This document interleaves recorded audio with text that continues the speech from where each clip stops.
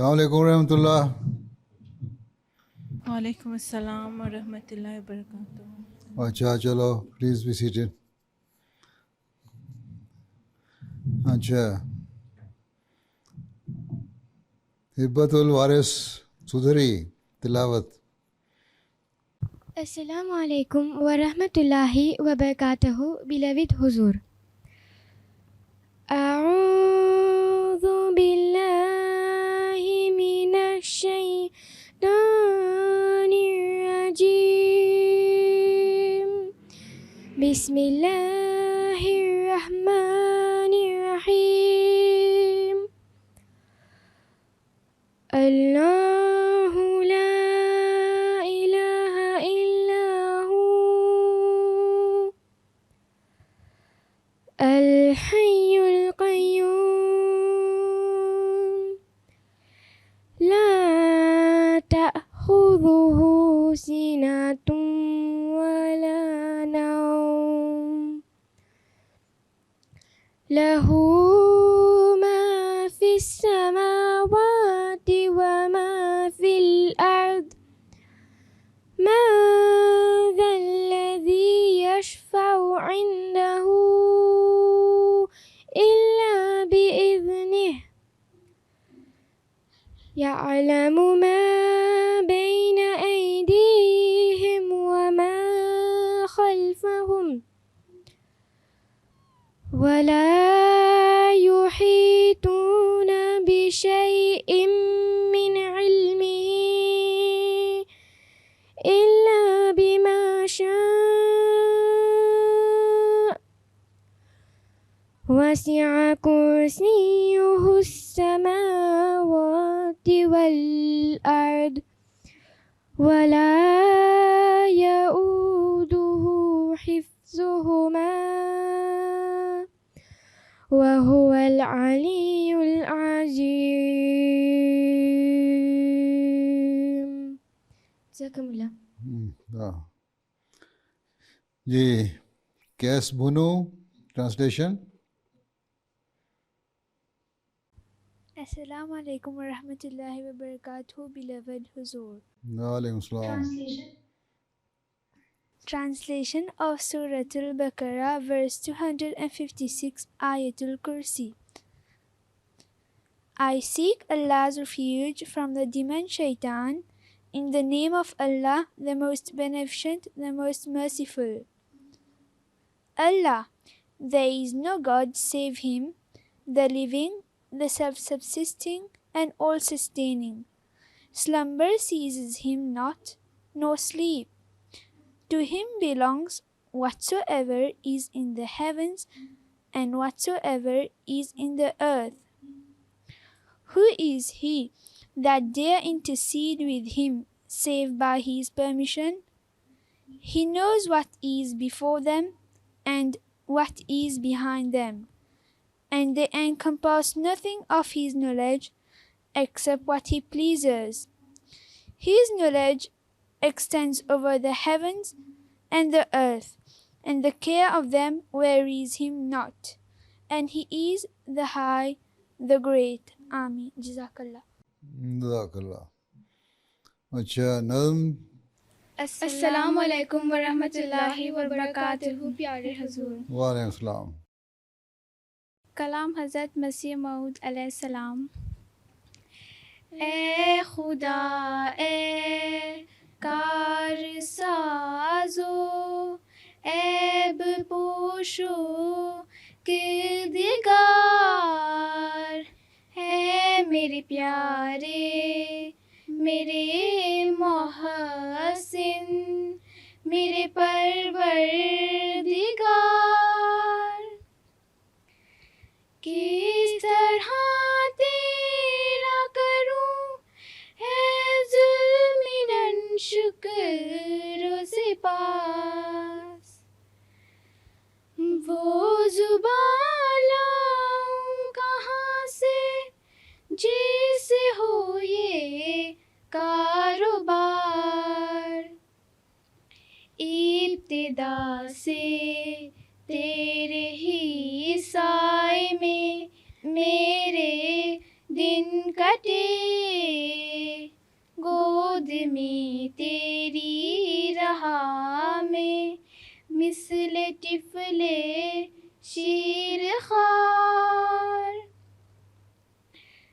जो खुदा का है उसे ललकारना अच्छा नहीं हाथ शेरों पर नादार है रूबेज़ारो नज़ार क्यों अजब करते हो घर में आ गया हो कर मसीह खुद मसीहाई कदम भरती है ये बाद बहार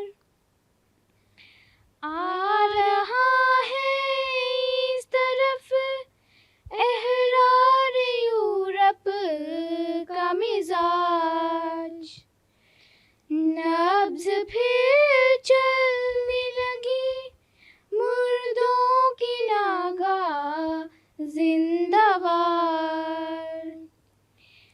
मिल्लती अहमद की मालिक ने जो डाली थी बिना आज पूरी हो रही है ए अज़ीज़ान दयार ए खुदा है कार साजो हैब पोशो के दिगार किस तरह तेरा करूं है ज़मीनन शुक्र सिपास किस तरह तेरा करूं है ज़मीनन शुक्र सिपास जज़ाकल्लाह Jazakallah. Translation Salma Noor, Ali Bakshan, Arifa Hosni. Dear beloved Hazur, Assalamu alaikum wa rahmatullahi wa barakatuhu. Bismillahir Rahmanir Rahim. O God, the mender of affairs, the coverer of vices, the creator.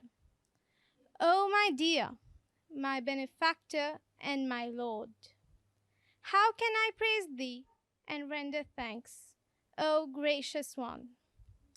Wherefrom I find that tongue that can accomplish it. From the beginning, I spent my days under thy shade. I stayed in thy lap, like as a babe fed on milk.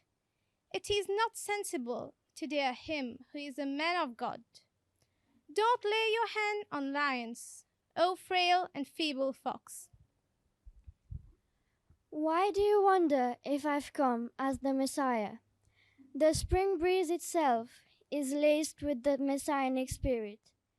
The free people of Europe are leaning this way. The pulse of the dead has suddenly revived like the living. The base that was laid by the master of Ahmad's community, it is getting completed today, O dear ones in the land. Jazakallah. Jazakallah. Acha. No excerpt from the book of the Prophet Messiah alayhi Islam. Who is Secretary Waqf now? You are not going to read any passage from the book of the Prophet Messiah? No? No, Huzur. Acha. Chalo. Now you give me your brief report. Maapna Waqf now. Yes, beloved Huzur, Jazakallah for granting us this blessed mulaqat.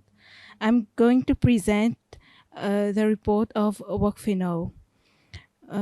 We have 114 Waqf girls in Mauritius. There are 15 girls from 0 to 4 years old. We have 18 girls from 5 to 11 years old at primary level. We have 34 girls from 12 to 17 years old on a secondary level. And we have 48 Waqf girls above 18 years old. 27 are is still doing the tertiary studies, is still doing or have already completed the tertiary studies, and we have 57 Wakfina Lajna. Till now, we have 42 Wakfina confirmation. Among the 18 years and above, we have 17 working Wakfina and 21 non-working Wakfina. And we have 78 is still single and 10 married.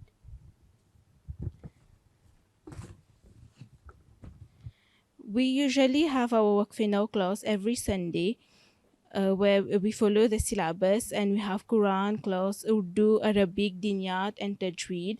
And this year, a new Tabligh class have been implemented. And for this year, exams this year, due to COVID, we could not complete the syllabus, so we could not do all the exams, but we have done 2 assessments.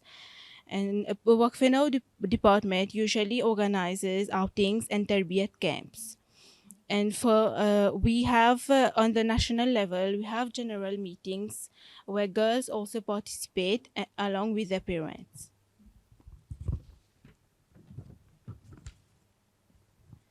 For next year, inshallah, we have planned to organize meetings with different age group Wakfina parents, starting as from those who are just born, and target and address the needs for the specific age group of Wakfina. We have also planned to include speeches on Wakfina in Lajna Ijlas.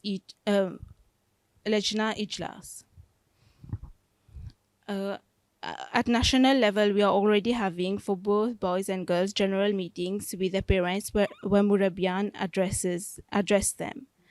We are also planning on having frequent special tarbiyat meetings with all age groups. And we also plan to involve more Wakfina as from a very young age in Jamaat works. And please, beloved Huzur, please pray that Allah Ta'ala enable us to perform our duty with taqwa. And we are successful in implementing the plans we have decided for the next year. That's all, or there's some more? That's all. Okay then. Jazakallah. Yes. I will humbly request Huzur to advise us on how to encourage more parents to dedicate their unborn child to the Jamaat, and encourage those who are already Wakfina to be more involved and do more Jamaat works. Ask them to listen to my khutbahs. Then they will know their duties towards their Wakfina children. And especially the khutbah I delivered in Canada in 2016 about Wakfina, that should be widely spread and distributed to the parents of the Wakfina children. Right? Okay, now what do you say? We have some questions to ask, beloved Huzur. Your turn will come at the end, if there is time. Okay?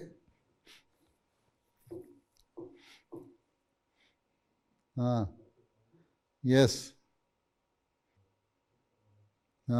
Beloved Huzur. Yes. Assalamu alaikum warahmatullahi wabarakatuh. Wa alaikum assalam. My name is Quratul Ain Mohan. My question today is, our missionaries gain an incomparable amount of knowledge by attending Jamia Ahmadiyya. As an Ahmadi girl, I would also like to gain such knowledge. Can Huzur please advise on how can we also attain such a level of knowledge? So incomparable knowledge, they get it from the Jamia Ahmadiyya, and you girls are deprived of that knowledge. That is your question. Yes? Yes, Huzur. Achha. So, those countries who are now well established, they have started Aisha Diniyat class for girls, and Hafizun also. So in their classes, girls are also getting education with regards to their religious knowledge, and also at the same time they are memorizing the Holy Quran and becoming Hafza. So when Mauritius Jamaat is well established, although it is established, but I think you're still lacking the resources. So when you have enough resources, I hope some training courses will also be started for girls here in Mauritius, because it is difficult to send you out to any of the international Jamia. There is no, although also at the same time, there is no international Jamia Ahmadiyya for girls. So for the time being, you have to increase your knowledge by reading yourself and struggling hard for obtaining that knowledge, right? So I'm sorry that for the time being we cannot make any arrangement for you, but still you can increase your knowledge by reading the books of the Prophet Muhammad Islam and the other Jamaati literature, right? Okay, next. Assalamu alaikum wa rahmatullahi wa barakatuhu, beloved Huzur. My name is Hibbatul Waris Sudari.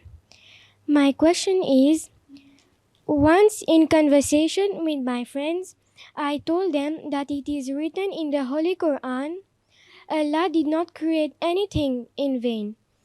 Then they asked me, so why did God create annoying creatures like lizards and cockroaches? At that time, I didn't know what to say. Beloved Huzur, please guide me how I may give a satisfactory answer to my friends. Achha. As you have said, Allah has not created anything in vain, useless. Nothing is useless. Even scorpion is used for making medicine. Huh? Whenever you get any disease which is because of the poison, then scorpion medicine is used for that. Even a medicine is also made from snakes. For instance, those who have hay fever or pollen allergy, for them lachesis is the homeopathic medicine which is used for the treatment. And lachesis is also made from the poison of a snake. Some medicines are made from the insects and some other creatures which we think are useless, but they are good for heart diseases. Even lachesis is also used in the heart diseases. So there are quite a number of things which we do not know what is the purpose of them, of those things. But Allah has created everything for some purpose, and none of His creature is useless. Or you cannot say they are just Allah Ta'ala has created them for nothing. They are all useful for humankind. Some of them, sometime, although are they dangerous, but at the same time they are useful. One of your boy asked me why Allah Ta'ala created dinosaur and then it vanished after some time. So I told him that now you are using the fossil fuel from the old animals and dinosaur and also those things. So you can tell your friend, Allah has created everything for the betterment of humankind, for the best use of those creatures for good of the human being. Right?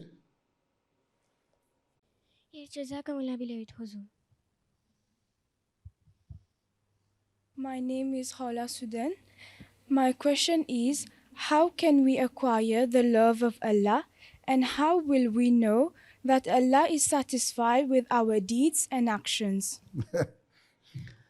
You see, if you always obey what Allah Ta'ala has said, then you can acquire the love of Allah. Right? There are quite a number of commandments in the Holy Quran. Hazrat Masih Maud has written, they are one place it is 500 or 700 and one is 1200. So if you follow all those commandments and injunctions given to us by Allah Ta'ala, then we can attain the love of Allah Ta'ala. Right? And even at the same time, Allah Ta'ala has said that the purpose of your being is to worship Him. So if you are properly worshipping Allah Ta'ala and following His instructions and commandments, then you can attain the love of Allah. Right? Secondly, that how can you know that Allah Ta'ala has forgiven your sins?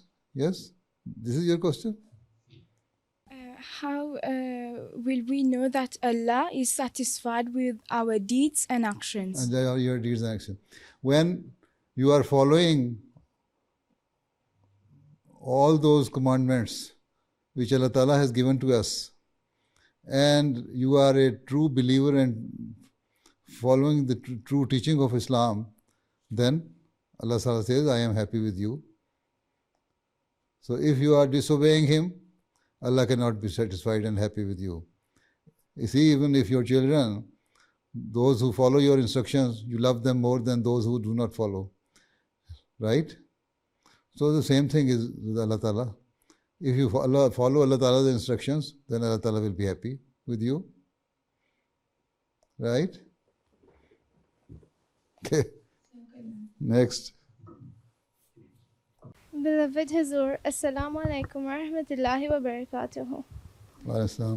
My name is Alibak Salma Noor, and my question is, when our parents scold us or punish us, we sometimes say, why is this world created and why should Allah allow these things to happen? So what can we do to prevent these types of thoughts? Jazakallah. The first thing is that your parents should not punish you on small things. They should not scold you on small things. Right? Some petty things. They should, politely and kindly advise you that you should do this and do that and behave well. And if you are disobeying all the instructions of your parents and putting them in trouble, then sometimes they punish you. If you are not doing your studies and even doing some bad things, then obviously you will be punished. But on small petty things, they should not do like this. Allah Ta'ala, even Hazrat Masih has said that I don't like that parents punish their children on small and petty things. Even they should tolerate each and everything of their children and pray for them, that Allah Ta'ala reform them and remove their shortcomings and problems, right? So first of all, parents should pray to Allah Ta'ala that Allah Ta'ala make their children well behaved, good, pious, and obeying the instructions and commandments of Allah Ta'ala. So this is the first thing. Then if in any case, if we think that they are right when they are punishing, then we should also, now you are grown up, you should also realize that Allah Ta'ala has not created this world just for creating this world, or nothing is in vain. But there are some people who do not understand and follow the instruction of Allah Ta'ala. So first thing is that your parents should not behave like a senseless person. Secondly, especially for the girls, they should not punish the girls. I don't like the parents should punish the girls. They should punish boys more than the girls. If they do like this, then you will be happy. Right? So, when you are well behaved, nobody will scold you. You cannot blame Allah Ta'ala why He has created this world. Human being should be of such a standard that it goes beyond the level of the angels even. Right? If every person realizes their duty towards Allah Ta'ala, then of course you will see your parents will not punish you, even show anger to you. So in this way, if you are following all the commandments of Allah Ta'ala, I think nothing will happen like this. So if you are only blaming your parents, you should also see yourself that are you obeying all the commandments of Allah? And even after that, if your parents are still not happy with you, then we can say the parents are not good, but children are good. Right? But, okay. When you become a parent, then you should use this lesson for your children. Right? One day, inshallah, you will be mother. When you are mother, then you take care of your children in a proper way so that they become the good asset for the community. Huh? Yes. Okay, next. Jazakallah. Assalamu alaikum, beloved Huzur. Assalam. My name is Kaiswariha Banu. My question is, normally we do our personal dua in sajda. However, if we forgot to ask something specific and that we have just finished namaz, do we have the right to do dua after saying salam? You see, when you go to seek help of somebody, and go to his house, and you wanted to talk to the person for help, and you do not talk about your required thing before him, and you come out from his house and say, "Oh person, help me." So it is senseless. The prayers are actually that shows that you are in the presence of Allah Ta'ala. Allah Ta'ala has told you that when you are in prayers, you are close to me. And especially when you are in the posture of sajda, that is the closest condition of a person when he is close to Allah Ta'ala. So instead of asking whatever you need or saying to Allah Ta'ala whatever you require, instead of doing that during sajda and during prayer, when you say Assalamu alaikum and then after that you raise your hand, that is nothing. See, that is a tradition evolved by non-Ahmadis. But we say that whenever we are in the presence of Allah Ta'ala, we should say everything to Him. Not that when we leave His house or when we leave His company, then we ask prayer for Him. Although Allah Ta'ala is present everywhere, and you cannot say that we have left Allah Ta'ala or Allah Ta'ala is not present while we are out of the condition of the prayer, the atmosphere of the prayer. But at the same time, there is a special time given to us by Allah Ta'ala that when you are in prayers, offering your prayer, then you seek my help and say whatever you like from me. So when you forget one thing, then this is why you have 5 daily prayers. Then the next prayer you can ask the same thing from Allah Ta'ala. Right? Jazakallah Huzur.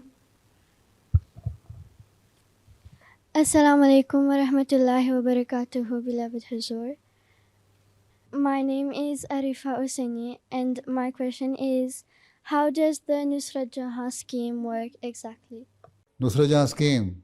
You see, when Khalifatul Masih Salis, the third Khalifa, was on his visit to the African countries,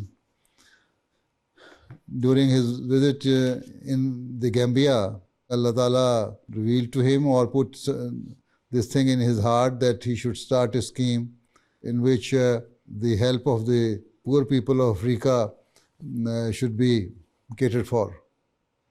And he started that scheme, and he gave that scheme the name Nusra Leap Forward Scheme. So that scheme is to help the poor people of Africa in their education and to help the poor people of Africa with regards to their health problems. And this is why he started opening hospitals and schools in African countries. This is Nusra Jahan scheme. And if you become teacher or doctor, you can be sent to any of the African countries. Even Mauritius is also among African countries. But here your conditions are better than quite a number of other African countries which need you and need your help. Right? Okay. Jazakallah. अस्सलाम वालेकुम वरहमतुल्लाहि वबरकातुहू। प्यारे हुजूर, Assalam. मेरा नाम सना मनगदी है। मेरा सवाल ये है कि अहमदी लड़कियां जब कॉलेज जाती है तो घर से दुपट्टा ले जाती है, फिर स्कूल में क्लास में निकाल देती हैं। You see, there is a mixed school of boys and girls. नहीं, सिर्फ नहीं, लड़कियों का है। सिर्फ लड़कियों का है. और अगर सिर्फ लड़कियों का स्कूल है, then if they remove their head scarf doesn't matter.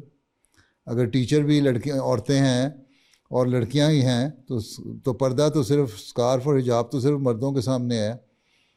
अगर वहाँ से स्कूल जाके उतार देती हैं तो इट डजंट मैटर. ठीक है. शुक्रिया। Assalamu alaikum wa rahmatullahi wa barakatuhu, beloved Huzur. Assalam. My name is Nazir Sudan.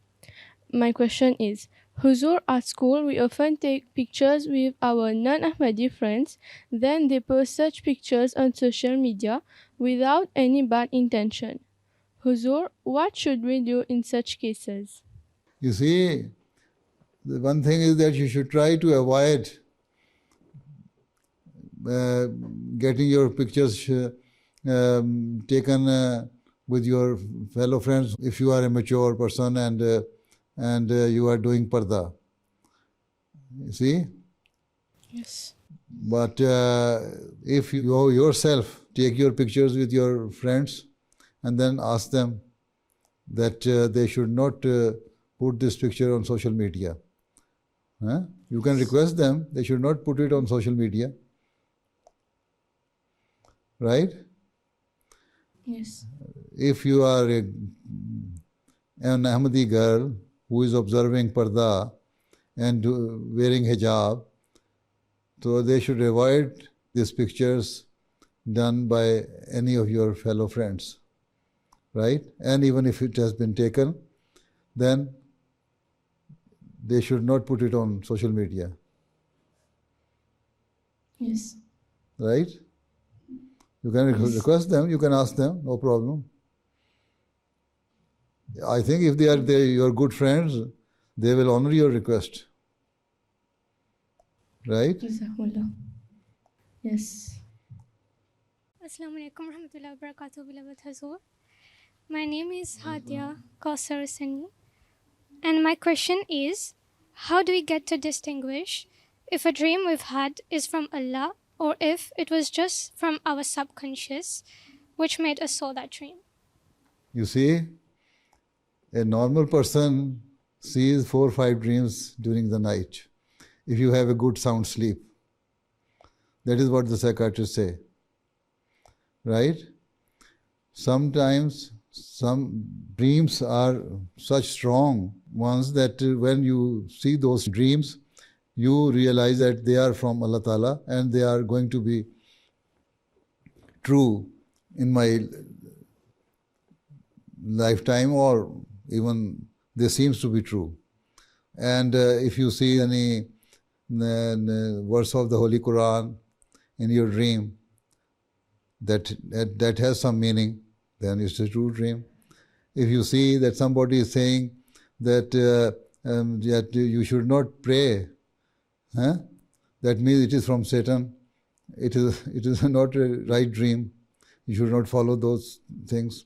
And sometimes when you see there are so many things happening in your day-to-day life, and during the night time when you are sleeping, all those things, they come out from your subconscious, and then they take the shape of dream, and you see them. So they are not the true dreams. So those dreams which are true dreams and real dreams, they have some meaning. And if they do not understand the meaning, their interpretation is, not very easy. You can ask somebody who can better interpret them, that what is the meaning of this dream. So then they will let you know. And even, you see, as it is written in the Holy Quran, that the king saw a dream of 7 cows and 7 ears of the wheat and all these things. And he asked about that dream from his people who were scholarly people, and they used to interpret the dreams. All of them said that no, we cannot understand it. It is just something which is in your mind, and then it come into your dream. But later on, Hazrat Yusuf interpreted it, and that came true. So every one person cannot interpret the meaning of the dreams. But sometimes some of the dreams which are very clear, sometimes some of the dreams are very complicated, and sometimes some of the dreams are just with regards to your day-to-day life, and that dreams are just normal, ordinary dreams which you see, and they are not from Allah Ta'ala, and they are not real dreams. They are just the things which were in your subconscious, and they came out during your sleep time, and then you saw the scenery of those things again, because you were thinking on those things during the daytime, or some time ago you thought of them, right?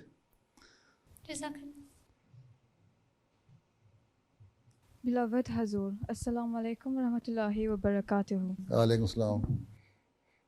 My name is Amtul Kafi Turju, and my question to Hazur is: it is said that in Hadith that a person who drowns becomes a shaheed. Why is it so, and does it apply to everybody?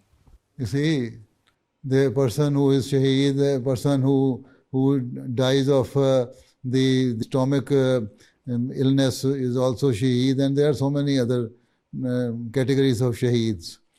Because this is what the Holy Prophet ﷺ has said, and it might be because while drowning,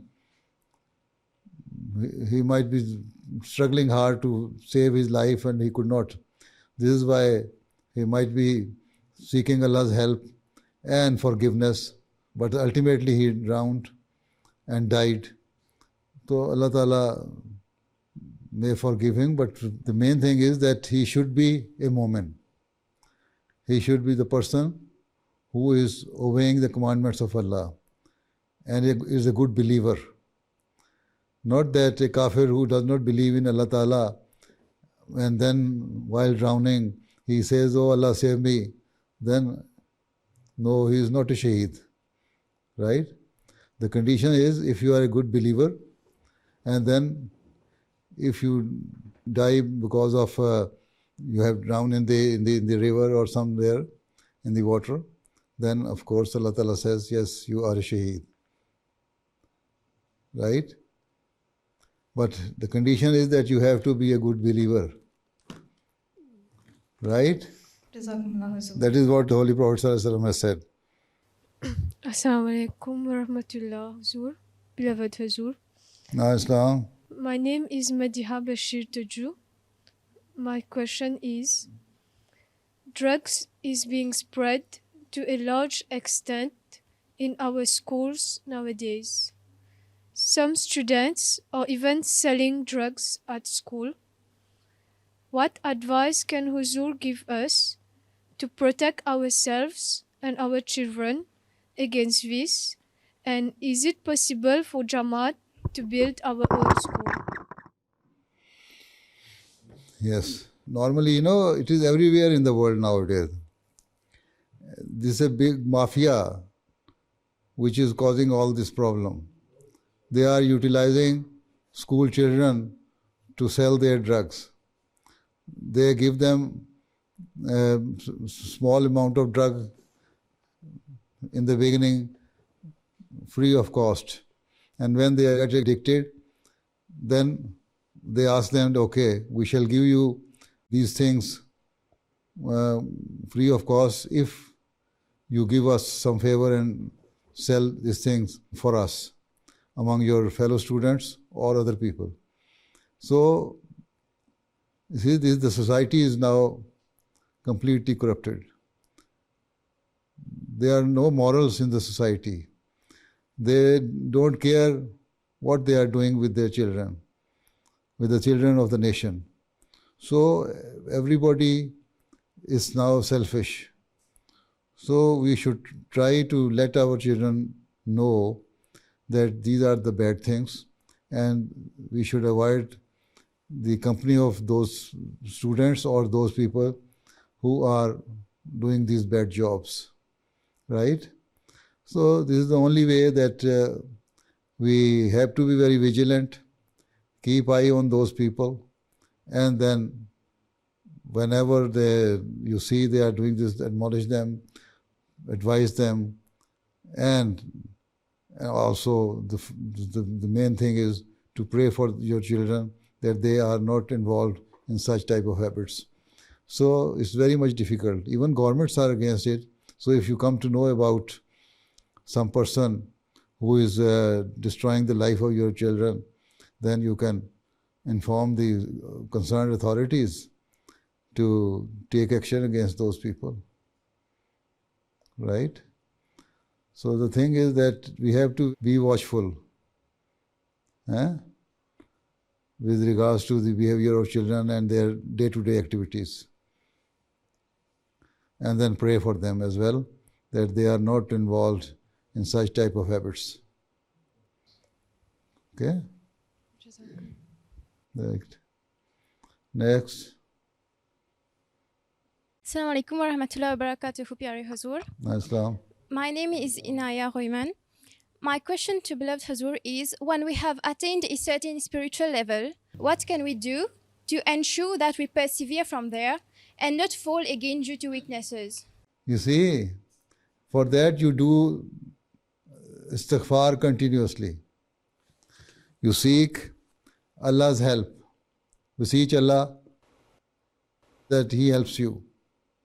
And fervently pray to Him that once you have attained this status, you should not lose this status. You should not fall back. Right? Right? And do istighfar continuously, permanently. And offer 5-time daily prayers. Allah Ta'ala says that daily prayers are the best source of keeping you away and keeping you safe from the bad deeds of the worldly societies. Right? So, you seek Allah's help and offer 5 daily prayers. And while you are praying, pray fervently with regards to your present status, which you have attained. And always remember, whenever any bad thing comes into your mind, always think that before you start thinking of doing that thing, that Allah Ta'ala is watching over you. Your every deed and action is being watched by Allah Ta'ala. So this is how you can save yourself. And at the same time, as I have said, you do istighfar. Right? Assalamu alaikum wa rahmatullahi wa barakatuhu, beloved Hazur. Wa alaikum assalam. My name is Saima Afzal Dargai.